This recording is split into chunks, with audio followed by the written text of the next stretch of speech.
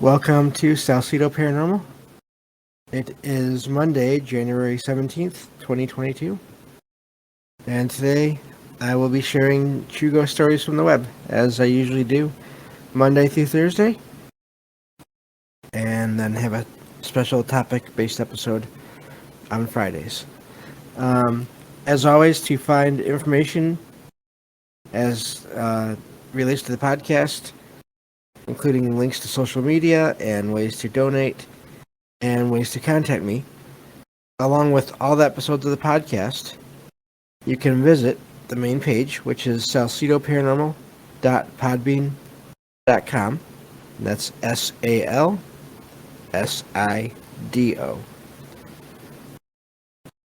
And we can go from there. I'm always looking for comments and or questions on episodes and topic suggestions. And then, of course, stories of experiences, whether they're your own or others that you trust. I'm always looking for those kind of stories. Anything paranormal. It doesn't even have to be stereotypical ghost stuff. It can just be anything paranormal at this point. I just want to start getting stories in here, and I mean, finding the stories online is fine, but I'd love to start hearing from listeners. So, and even if you don't have any stories to share, if you want to just share the podcast with others, that will also help in the long run get more stories sent in as well. So, just a suggestion to start with today. So, as I said, I've got some stories here I will read. I'm hoping that everything is working right. It's kind of funny, when I started this, I typed in the name of the recording bot, but I typed it wrong, so it didn't start recording. So hopefully things go better from here on out. But all right, so I'll get to these stories here. Thank you all for being here, of course, as always, whether it's for the live stream or listening to the podcast feed, or also, as will be easier to do from now on, you'll be able to listen to the streams, recordings of the streams on YouTube.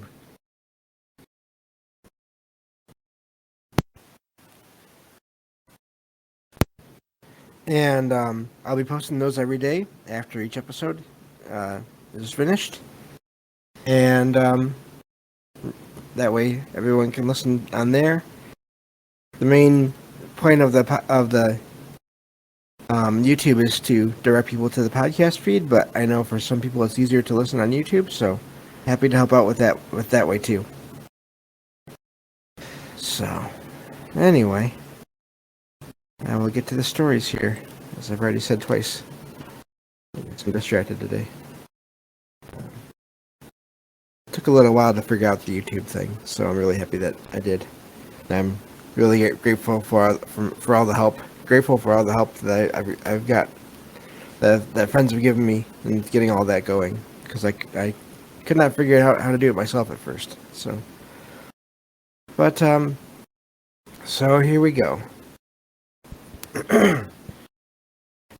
This first story says, 5 years or so back, when I was about 13, my brother, mom, and dad and I stayed at an old hotel in San Francisco for a night before departing on a cruise ship the next day. It was a very small room with 2 fold-out beds.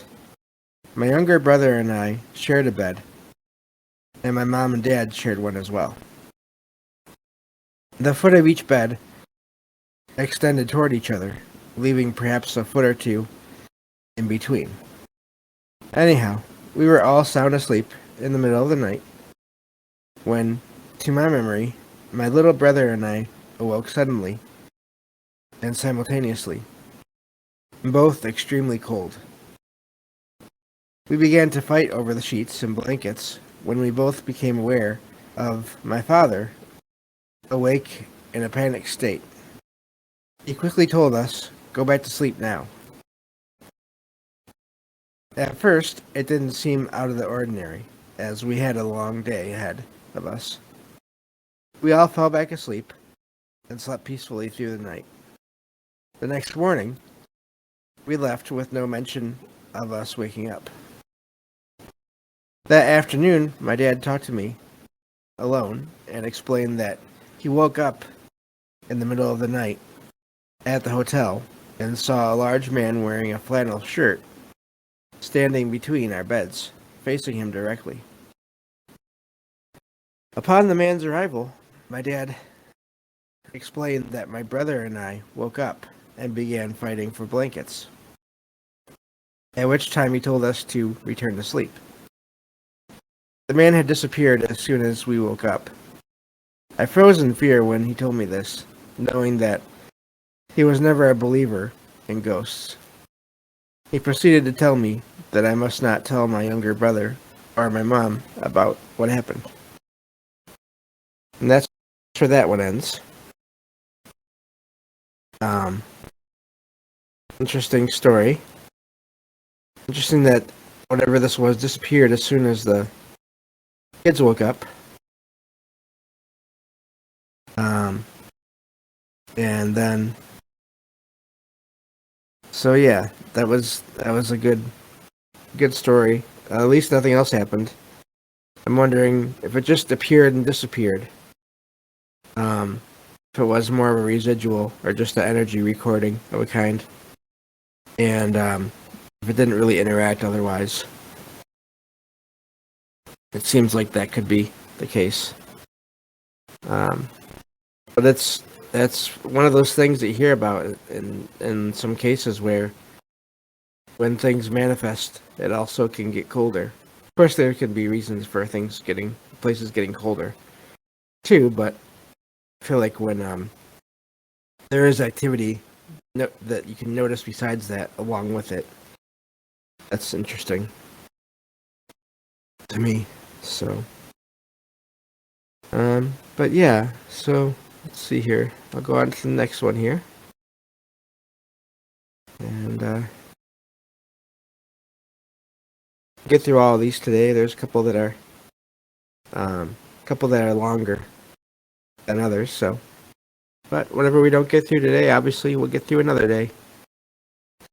So let's see here. This one says, my room in my grandpa's house had a dresser that he had bought because it was an antique. There was this drawer that was locked and needed a key, but when he bought it, the woman didn't provide one. One day, my cousin and I were talking. She was on the bed, and I was sitting on top of a box in the closet. She asked me, I wonder what is in that drawer. Do you think we can get it open? I said no, because you need a key. At that moment, before I could get those last words out, there were 3 knocks, and the drawer slid open. We both started screaming for my grandpa to come in there, and when he came in, he asked us what was wrong. We both started to explain what had happened. When he saw the drawer was open, he looked at both of us and asked, how did you get this open? I've tried opening it with a knife, crowbar, all of that. To this very day, he still doesn't believe either of us. And that's interesting. I wonder if it was just took the right amount of energy, maybe, or someone or something was attached to it and woke up when there was the kids there. I don't know. That's an odd one. That's really that's interesting, the timing of that, because the writer was literally saying, oh, we can't open it, and then it opens. That's I can understand how that'd be scary, but that's kind of funny in a way. It's like, well, yeah, it can open, and then it did. I wonder, the writer doesn't say, maybe they don't even know, but I wonder what was in that drawer of that dresser. That'd be interesting to know that. Obviously we don't, but depending on what was in there and how old it was, and if there's anyone that before they had any deep attachment to it emotionally, whatever was in there. Yeah, interesting story there. I was kind of like the ones where the timing is just right there. Whether it's someone saying in a story, "Oh, the ghosts don't exist," and then something happens, or in this one, which is a little bit different, where the writer says, "Oh, that can't open that," and then it opens. That seems to be intelligent to a degree. I don't know, maybe not, but it seems like it. So, on to the next one here. Okay. It says, I'd always been a skeptic when it came to the paranormal. That is, until one night about 5 years ago. My ex-girlfriend and I used to ride up this one lane road I am on and build campfires and such.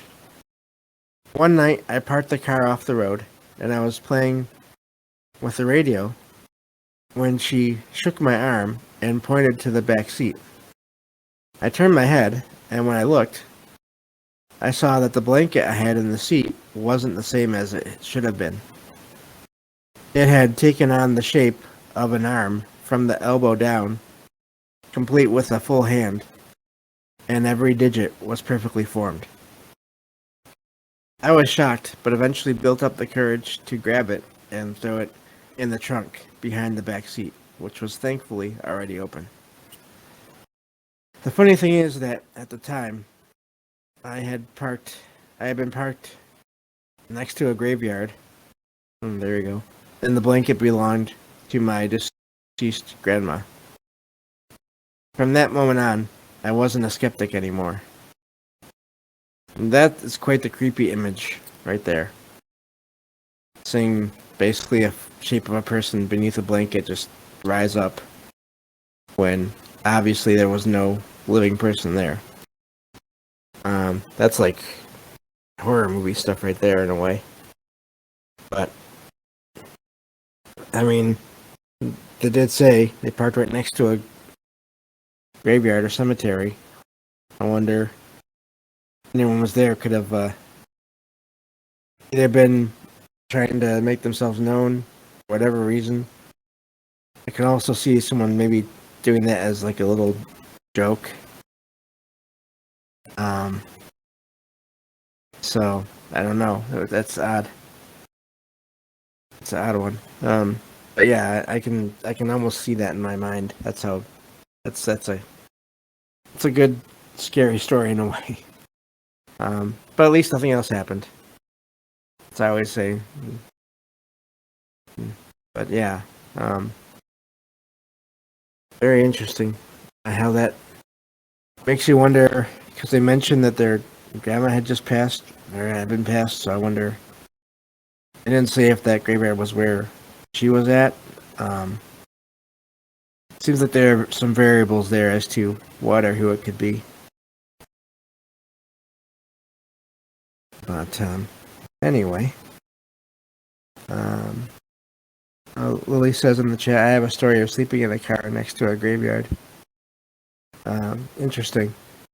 Yeah, I'm thinking of this Friday doing this Friday's episode all about haunted graveyards and cemeteries in the surrounding areas. I think that could be fun. So check that out. I've already started doing a little bit of research for that, so that's the plan for this Friday. And then this Saturday, I'll be having a guest on again. I just arranged it tonight, so looking forward to that. But yeah, so we get on with this next story here. Okay. Just checking on the time. This one says, let's see here. Maybe this might be one of the longer ones. We'll see. It says, I've recounted this story many times in my life. And while most people listen with interest, even half-heartedly, the end result is always the same. Yeah, right. When I was about 18 months old, my family moved from their house and into the one I've lived in for the rest of my life. Funnily enough, my old house was on a road or a street called Cemetery Road. There it is again. And of course was right next to a cemetery. But it wasn't until I was in the family's new home that strange events occurred.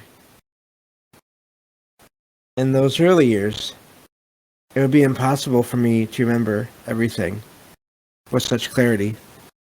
I was a young child, but the events I'm about to recall, I remember with such crystal clearness. I I couldn't be tricked into thinking it happened. I could be tricked into thinking it happened yesterday.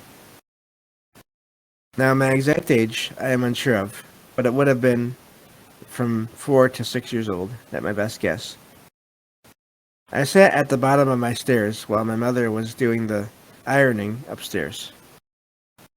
I was looking around the house, waiting for my mother to finish and for us to go pick up my sister from school. It was sunny outside, and I couldn't have expected what happened next. As I turned around from looking out my window next to the front door, I looked through the banister rails of my stairs towards my kitchen. The kitchen door, sorry. Page cut off there. There in the hallway, I spotted a man. I say it was a man, as it was the best way I could describe it as, and it wouldn't be for over a decade later that I would realize what I saw was not a ghost, but a shadow person. And I'll just stop there and mention that we really don't know. There's not one definition that really applies to all shadow figures, so some shadows can be ghosts. Just want to put that there. But anyway, the story says the man was standing looking at me with a Benedictine monk's robes on, which was the same color they should be, brown. The robe hood was up, but instead of a face under the cowl, it was just blackness, pure blackness, a shadow. I remember looking down at the man's feet and noticing nothing was there, no shadow. But I wasn't sure if it was covered by the robe or not at the time. I remember staring for a few seconds before, and this is based purely on the testimony of my mother. I started talking to the man. What I said, I don't know, and it would require a lucky and great mental effort on my mother's part to remember.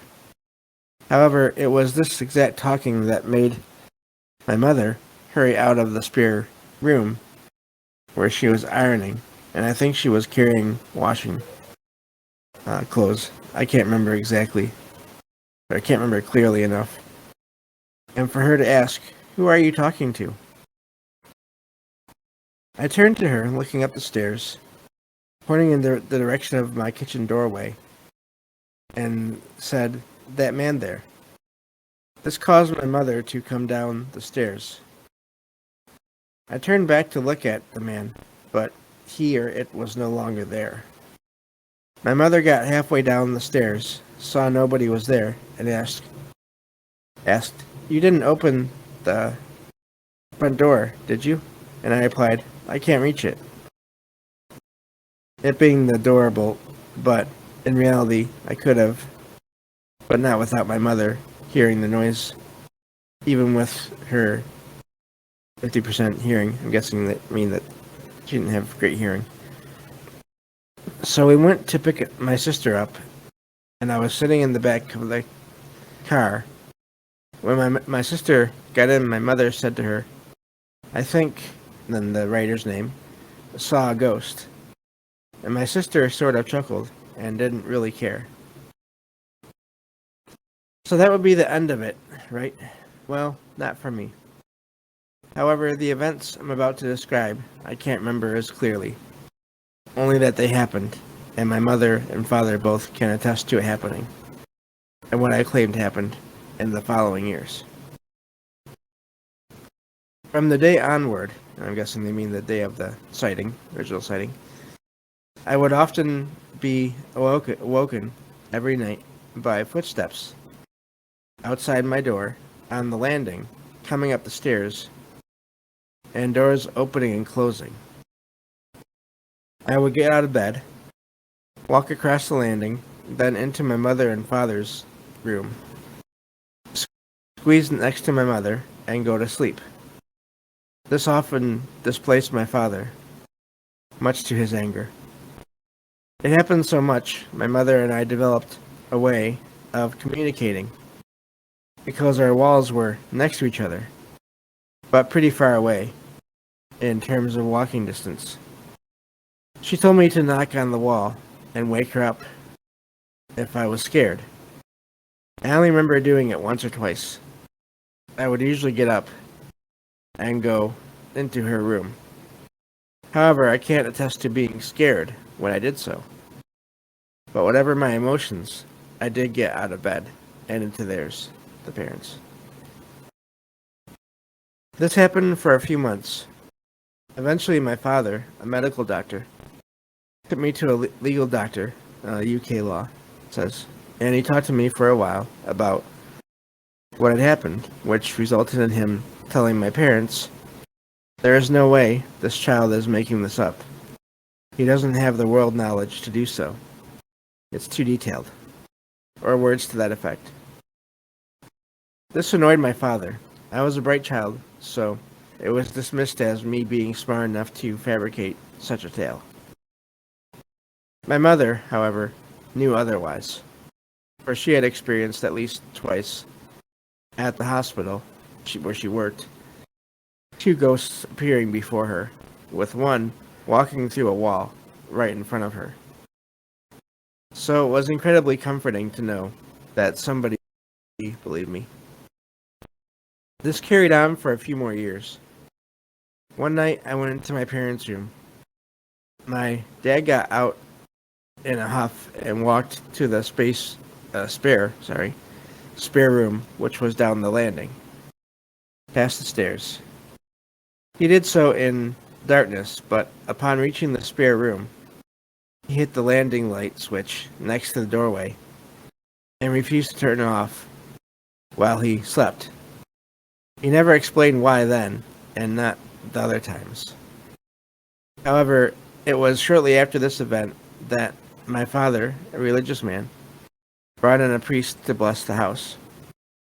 Myself and my family talked to the priest for a while before he blessed every room in the house and all the outside outbuildings. This didn't stop the noises, the feelings of being watched, the barging past bump you got on the landing. I was the only one, to my knowledge, who experienced these. The last event was my loft attic hatch, which is a pressure lock system, meaning you have to apply pressure from below for it to lift out of its latch and fall open. It opened on its own outside my room one night. I was awake, and so was my mother and sister. My father had left my home by that now, family issues. From that day onward, I never experienced such events again. Well, I say that, but occasionally stuff has happened over the years, but nothing to the degree it was during those years. I have talked to my mother about this part of my life many times. She believes that young people become extremely sensitive to paranormal events, which usually passes with age. However, there is one specific conversation topic which makes me shiver with goosebumps, even as I type this, that goes something like this. And I guess this is the mother talking. "You would often say that you could hear doors opening, closing, and banging," my mother would say. "But you would always tell me this by ending, 'It's not a door of the house. It's not a door I recognize.'" It wasn't until over a decade after the end to the majority of these events that I happened to read up on the shadow person phenomenon. One article talks about them before explaining there are several kinds. There in the list of types of a shadow person is one that wears a monk's robe. So that's the end of that one. I hopefully that wasn't too long for everyone, but really that's quite a lot of activity. And I don't know, that's a lot. So let's see here. Looking at chat. Okay. So Lily says I used to walk past one of my walks to town and back. Okay, the cemeteries. Yeah. Says I think having paranormal encounters, you mature differently to those who have speculations to it. It's a way people mature in the spiritual foundations they're given, and having so many different religions which also have connections to supernatural, you have to gain wisdom in your own path. Yeah, interesting. It's an inheritance of our ancestors to find. Yeah. Children are awesome. Are awesome for spiritual knowledge. At least as my son spoke Arabic when he was 3, so they can connect to higher consciousness that because they have natural chi or chi. I'm not sure if I'd say that's right. Sorry, but yeah, and that's the thing. You hear about that in a lot of stories.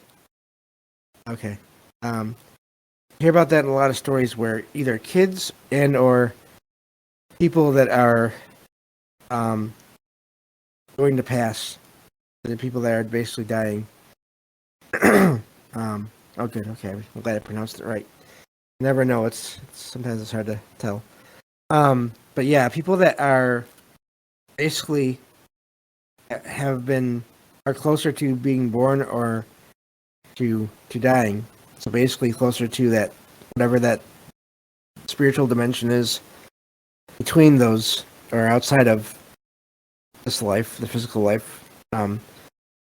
People like that have experiences more, it seems, in some cases.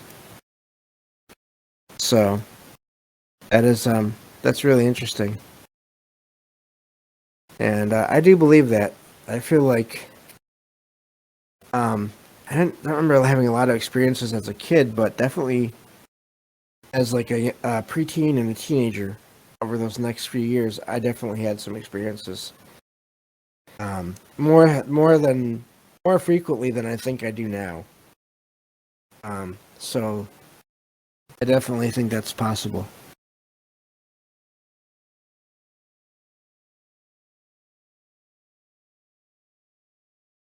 Okay, I think we'll get through 2 more, and then we'll stop.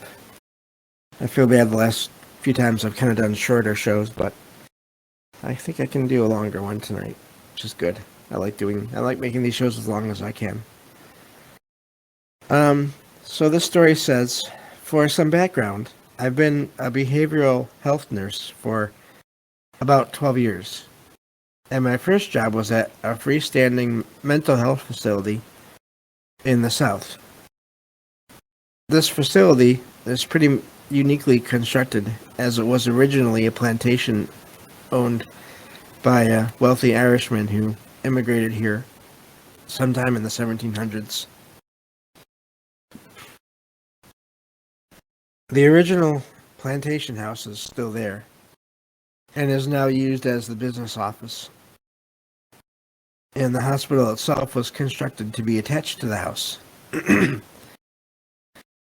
If you explore the campus, there is a small graveyard with the original owner's tombstone, as well as some other family members of his.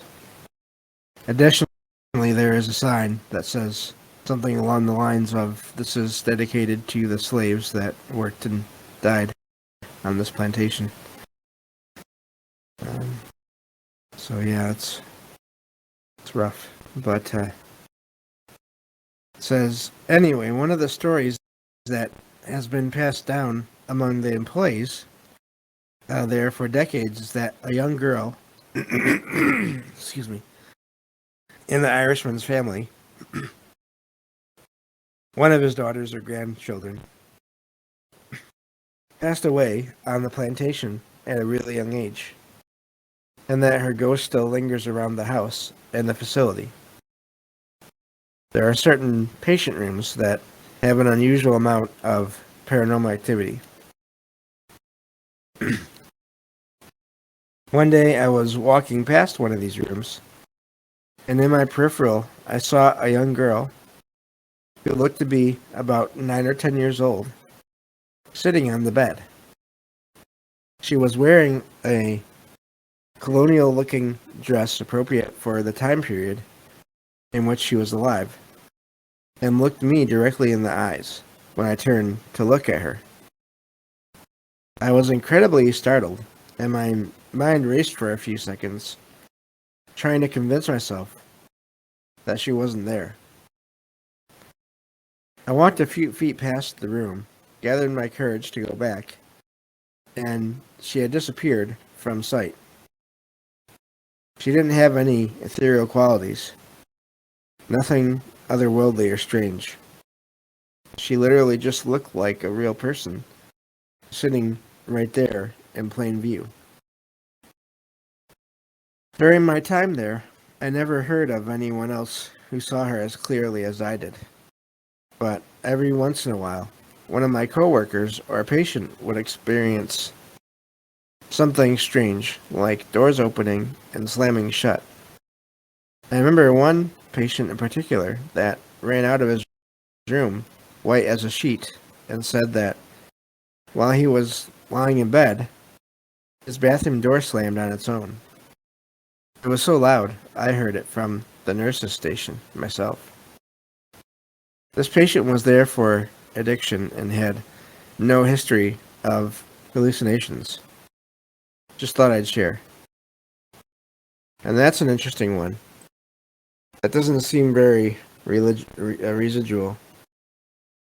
That seems more intelligent. The doors, it could be, doors are tricky, and I've kind of learned that over just researching all this. I feel like doors can be, yes, they could be someone or something manipulating them, but I feel like if the energy is right, and if there's enough of it around or spikes of it, maybe that could possibly move things around, and it might not even be someone doing that on purpose. But the sighting of that girl and the way that the girl looked at the writer, that's interesting, and then the way that just disappeared and how it looked like just a regular person, like a living person. That was really something. Lily says it's a journey to regain as an adult those spiritual things that we were as children. Yeah, yeah, definitely. But yeah, that story is it's an interesting one there. I know some people that like to think that child ghosts don't exist, and that some people say that they're all basically, it's always, if you see one that's not actually a child, it's more likely something negative trying to trick you. But I think there's probably all the above with all this stuff. I think there probably are those, and that's those darker cases. But then it does seem like there are stories of like this where it's just you see a kid and then they disappear and nothing else really happens besides that. So, but we'll do this one more story here, and then we'll be ending that for today, the show for today. So, this one says, I've asked all my friends who were there to recount the story without my input, to prove to myself they happened, and they confirm. About 5 years ago, my best friends and I were messing around in my friend's room. And in his closet, there was a small hole in the drywall. And we started picking away, at it to make the hole bigger. We wanted to look in it because there was a couple feet of empty space between the closet and the next room over in between the walls. We had grabbed a TV antenna and were poking it around in the hole, making the hole bigger and seeing how far the other wall was when the antenna yanked. It yanked backwards, and we got spooked and all ran downstairs. Meanwhile, we had a lamp without the shade on it in the center of the closet where we were messing with that hole.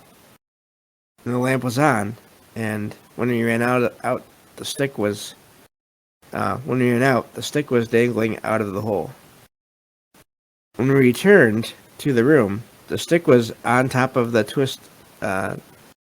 twisty thing that turns the lamp on, the switch, I guess, on or off, and the lamp was turned off.